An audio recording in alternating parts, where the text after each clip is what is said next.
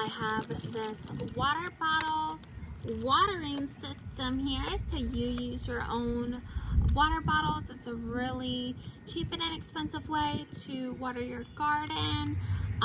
It has a valve here. First of all, it comes with a lot of these.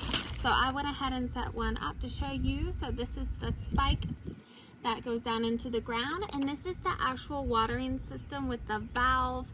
You can speed up the time by just releasing a little bit of this screw right here.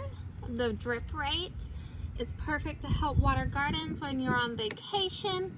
If you don't want to water as much, maybe your plant doesn't require as much water, you can go ahead and decrease the rate just by this little mechanism right here.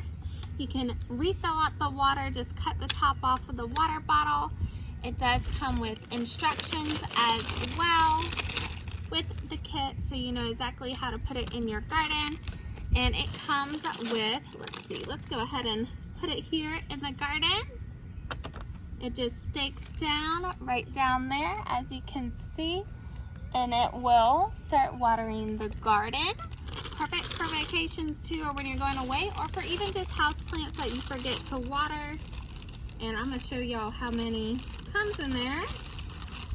There's many.